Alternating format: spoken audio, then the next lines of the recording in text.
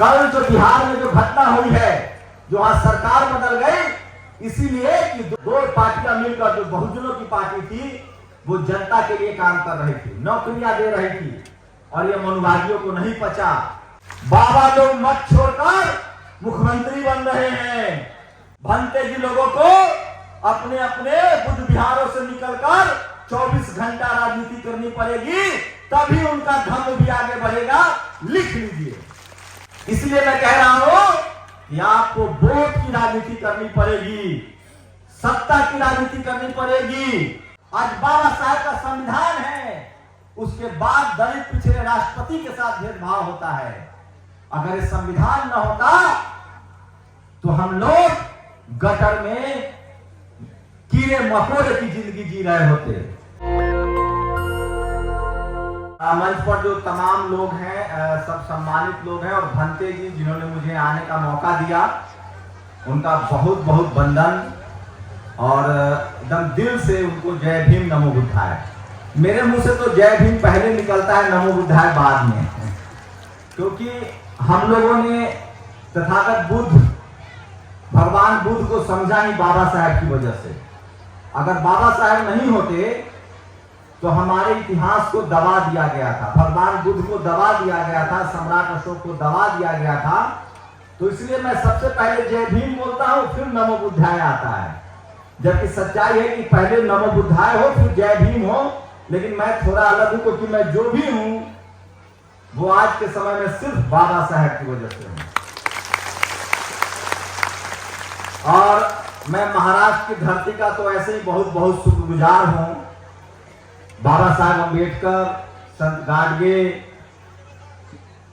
ज्योतिबा फूले, सावित्रीबाई फूले, संत तुकाराम, शिवाजी महाराज, संभाजी महाराज, माता जिजाई, तो तमाम महापुरुष हुए हैं। और महाराष्ट्र की धरती ने इस देश को बहुत कुछ दिया है, और तभी ये देश आज मजबूत देश है, एक साथ है। क्योंकि बाबा साहब डॉक्टर अम्बेडकर न होते तो ऐसा संविधान न होता, और संविधान न होता तो हमारे शरीर पर कपड़ा न होता। सबसे पहले 2-3 बातें कहता हूं आप लोगों को। जितने लोग हैं वो टीवी देखना और अखबार पढ़ना बंद कर दीजिए, क्योंकि जो जिनका टीवी है, अखबार है, वो आपके अधिकारों के खिलाफ है। वो आपको चपरासी नहीं बनने देना चाहते हैं। वो चाहते हैं कि आप मजदूर रहें, लाचार रहें, बेबस रहें, आप गुलामी करें। वो नहीं चाहते हैं कि आपका बेटा बिजनेसमैन बने। वो नहीं चाहते हैं, मैं मोटे मोटे शब्दों में बोलूंगा, वो नहीं चाहते हैं कि आपका बच्चा खिलाड़ी बने। वो नहीं चाहते हैं कि आपके बच्चे मुंबई में जाकर फिल्मों में काम करें। वो नहीं चाहते हैं कि आपके बच्चे आईएएस, कलेक्टर, चपरासी बने। चीफ मिनिस्टर और प्रधानमंत्री की बात तो दूर है, मैं ये दावे के साथ कह सकता हूं। कल जो बिहार में जो घटना हुई है, जो आज सरकार बदल गई, इसीलिए कि दो पार्टियां मिलकर जो बहुजनों की पार्टी थी वो जनता के लिए काम कर रही थी, नौकरियां दे रही थी, और ये मनुवादियों को नहीं पचा, और उन लोगों ने साजिश करके अपने ही लोगों को भड़का दिया। तो मनुवादी हमेशा क्या करते हैं?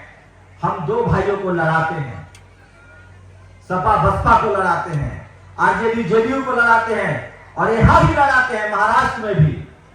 98 को बाबा साहब के बेटे जो है प्रकाश अम्बेडकर, उनसे लड़वाते हैं। आरपीआई को बहुजन आघाड़ी से लड़ते हैं, हमारे लोग लड़ते भी हैं। तो आप लोग, मैं जानता हूं आप लोग को लगता होगा कि ये तो भगवान बुद्ध का कार्यक्रम है, ये तो राजनीति का ज्ञान दे रहा है। बिल्कुल जरूरी है।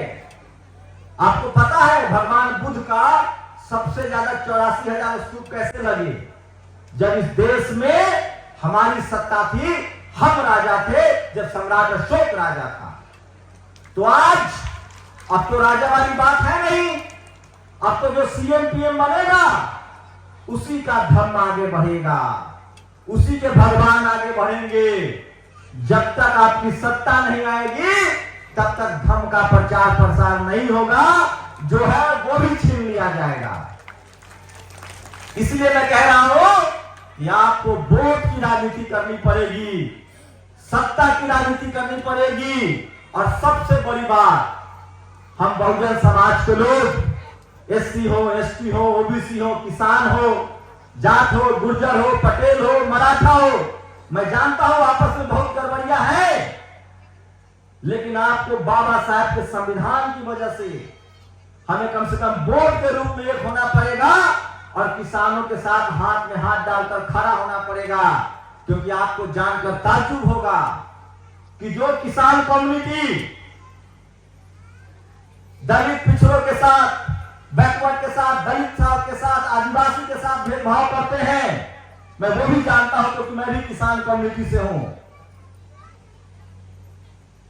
हम लोग, हमारे बाप दादा नहीं पढ़े लिखे हैं, ना समझी में वो जातिवाद करते हैं, वो दलितों पर, आदिवासियों पर अन्याय करते हैं छोटी छोटी बातों को लेकर। गन्ना तोड़ लिया, आम तोड़ लिया, बेल तोड़ लिया, खेत में बकरियां चली गई, जानवर चला गया, लेकिन इन ना समझो को नहीं पता है कि इनके साथ भी जातिवाद होता है जब इनका बच्चा कॉलेज यूनिवर्सिटी में जाता है।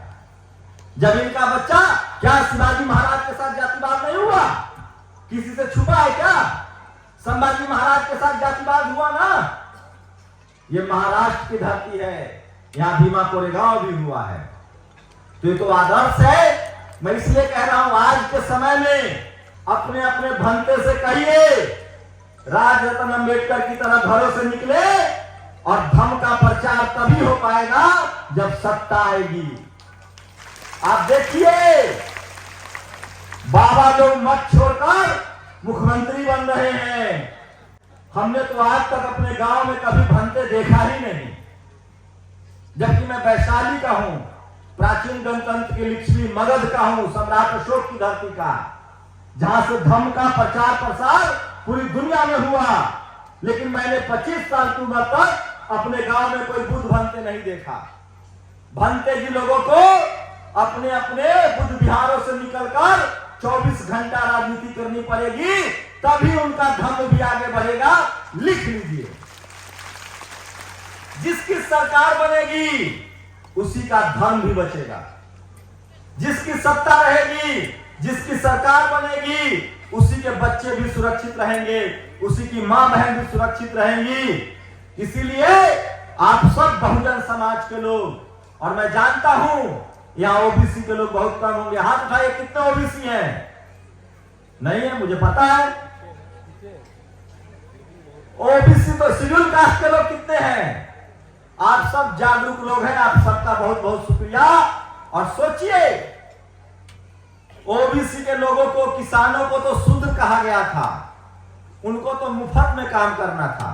जगेंगे, देर लगेगी, संविधान की चक्की है, महीन पिसती है, जगेंगे वो, लेकिन ये जिम्मेदारी बाबा साहब ने भी उठाया था। और सोचिए, बाबा साहब से पहले ओबीसी से आने वाले ज्योतिबा फुले, महात्मा फुले ने उठाया था, शिवाजी महाराज ने उठाया था, संत तुकाराम ने उठाया था, और उससे पहले तथागत बुद्ध ने उठाया था, रविदास महाराज ने उठाया, कबीर ने उठाया। ये सब अपने हैं, गैर नहीं है। इसलिए हम लोगों को, आप लोग की ज्यादा जिम्मेदारी है। सुप्रीम कोर्ट में 3 शेड्यूल कास्ट के जज हो गए हैं। आज जज साहब गवाही ने कहा है कि मैं जो भी हूं वो बाबा साहब के संविधान से हूं। तो आप लोग पढ़े लिखे भी ज्यादा हैं, नौकरी में भी है, बस दिमाग से डर भी निकल गया है। हम लोग की नैतिक जिम्मेदारी है, आप लोग की नैतिक जिम्मेदारी है कि किसान समाज को, ओबीसी समाज को जगाइए और कहिए कि कब तक मजदूरी करोगे, कब तक लाचार बेबस रहोगे? तुम्हारा खाना कोई और खाता है, गाय तुम पालते हो, गाय के नाम पर वोट कोई और लेता है, तुम ही सत्ता में चले जाओ। तो एससी एसटी ओबीसी के लोगों को सावधान रहना पड़ेगा। और एससी एसटी की संख्या कोई घटा सकता है क्या? बाबा साहब ने ऐसा कलम घस दिया है कि सरकार किसी की हो, एससी एसटी तो जीतेगा ही। सबसे ज्यादा हकमारी ओबीसी की हो रही है, किसान कम्युनिटी की हो रही है। उनको भी सजग रहना पड़ेगा और हम सब लोगों को राजनीति करनी पड़ेगी। दिन रात आप राजनीति नहीं करेंगे, वोट की वैल्यू नहीं समझेंगे और सब लोगों को बोलना शुरू करना पड़ेगा। हम लोग की सबसे बड़ी कमजोरी है, हम लोग हर काम जानते हैं, सड़कें हम बनाते हैं, फैक्ट्री हम काम करते हैं, बिल्डिंगें हम बनाते हैं, मजदूरी हम करते हैं, खेत हम जोतते हैं। अब तो बाबा साहब का संविधान है तो डॉक्टर, इंजीनियर, कलेक्टर भी बन रहे हैं। बस एक काम नहीं आता हम लोगों को, जीभ चलाना, मुंह चलाना, बोलना। हम लोगों ने जिस दिन बोलना शुरू कर दिया, सच बोलना शुरू कर दिया, ये मनुवादी भाग जाएंगे, उनका झूठ का पोल खुल जाएगा। ये देश पूरी दुनिया में भारत को बुद्ध से जाना जाता है। हम कौन है? बुद्ध की धरती से आए हैं, लेकिन भारत में ही उनको गायब किया जा रहा है मनुवादियों के द्वारा। और ये साजिश है, और इस साजिश को बाबा साहब ने बेनकाब किया है और तभी नागपुर में धम्म की दीक्षा ली थी। लेकिन मैं फिर कहूंगा, ये लोकतंत्र है, बाबा साहब ने वोट का अधिकार दिया है और जब तक हमारी सत्ता नहीं होगी, हमारा सीएम पीएम नहीं होगा, एसपीडीएम नहीं होगा, तब तक हमारा धम्म, हमारे विचार, हमारा धर्म भी आगे नहीं बढ़ेगा।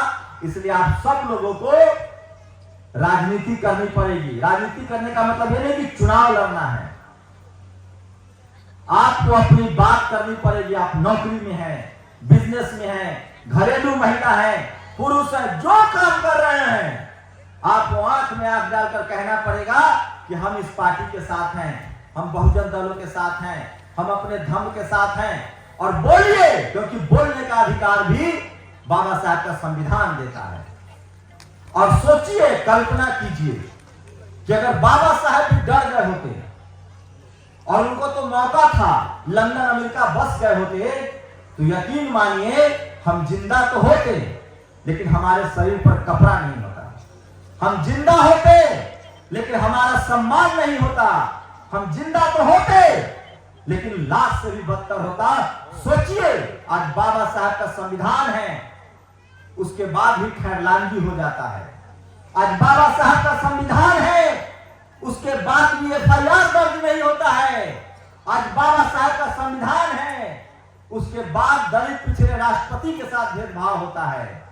अगर ये संविधान न होता तो हम लोग गटर में कीड़े मकोड़े की जिंदगी जी रहे होते। इसलिए अंतिम क्षण तक अपनी जान की कुर्बानी देकर अपना घर परिवार सब कुछ देना पड़े तो देना पड़ेगा और इस संविधान को बचाना पड़ेगा। अगर हम संविधान नहीं बचा पाए तो हम कोई नहीं बच पाएंगे। और इस संविधान में वो ताकत है कि अगर हम सब ने मिलकर इस संविधान को बचाया तो ये संविधान भी हमको बचाएगा, इसकी गारंटी है। और मैं क्यों कहता हूं, जो संविधान का रास्ता है, जो बाबा साहब का रास्ता है, जो भगवान बुद्ध का रास्ता है, उस पर आप चल के देखिए। आप सब चलने वाले लोग हैं, अमीर बनने का रास्ता है वो। मैं मजदूर का घर में पैदा हुआ, अगर संविधान न होता, बुद्ध के विचार न होते, तो मैं आज आपके सामने खड़ा न होता, कहीं मजदूरी कर रहा होता।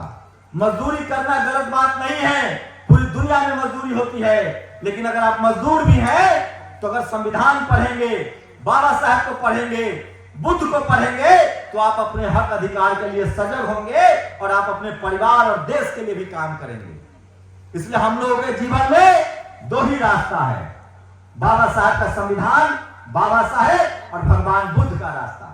और मैंने ज्यादा नहीं पढ़ा है बुद्ध को। बुद्ध ने 3 ही बात कही है जो मुझे समझ में आता है। पहला हेल्थ, दूसरा इंसानियत और तीसरी संपत्ति।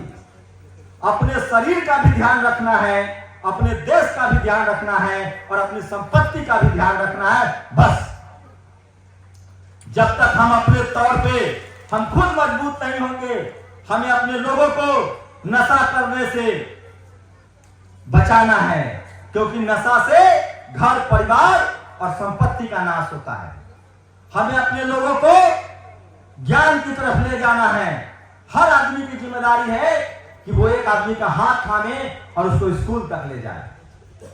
बहुजन समाज को दो ही रास्ते से मुक्ति मिलेगी, एक तो पढ़ाई लिखाई और दूसरा वोट की ताकत। महाराष्ट्र इतना दूर मैं इसलिए आना पसंद करता हूं, महाराष्ट्र आने का जब भी मौका मिलता है, ये बाबा साहब की धरती है, फूले की धरती है, माता सावित्रीबाई की धरती है, शिवाजी महाराज की धरती है, और यहाँ से इस दुनिया को दिशा दी गई है। और आप लोग सबसे धन्य लोग हैं जिन्होंने बाबा साहब का साथ दिया। आप लोग सबसे विचारवान, पढ़े लिखे, समृद्ध लोग हैं और पूरा देश आप लोगों की तरफ देख रहा है। बाबा साहब ने जो संविधान बनाया, उस संविधान बचाने की लड़ाई है। और एक बात जान लीजिए, आज आपको दो काम पहले मिले, एक धर्म का काम करना है और एक राजनीति का काम करना है। तो राजनीति का काम चुनिए, क्योंकि जब आपकी सत्ता होगी, राजनीति होगी, तभी धर्म बचेगा। ये गांठ बांध लीजिए, धर्म का प्रचार प्रसार तभी हो पाया जब सम्राट अशोक था, और अब जब कोई बाबा साहब जैसा प्रधानमंत्री बनेगा, मुख्यमंत्री बनेगा, तभी भी धर्म का प्रचार प्रसार होगा। इसलिए बाबा साहब तो हमारे बीच नहीं रहे, वो आएंगे भी नहीं। इसलिए हर घर से एक मां, बहन, बेटा, भाई, सबको बाबा साहब के मिशन में लगाना है। चाहे वो राजनीति का मिशन हो या धर्म का मिशन हो, तभी हमारा बहुजन समाज बचेगा। नहीं तो ये मनुवादी संविधान भी खत्म कर देंगे और हम लोग को फिर से गुलाम बना देंगे। तो इस गुलामी से बचने का दो ही रास्ता है, बाबा साहब का रास्ता, बाबा साहब का संविधान बचाना है और भगवान बुद्ध के रास्ते पर चलना है। इसलिए जय भीम, नमो बुद्धाय, जय भारत। नेशनल दस्तक की आपसे गुजारिश है कि अगर इसको बचाना चाहते हैं तो नेशनल दस्तक को सब्सक्राइब करने के लिए रेड कलर के सब्सक्राइब बटन को दबाएं, फिर बेल आइकन की घंटी दबाएं। नेशनल दस्तक को बचाने के लिए बहुत जरूरी है कि हर खबर को शेयर करें, लाइक करें, कमेंट जरूर करें।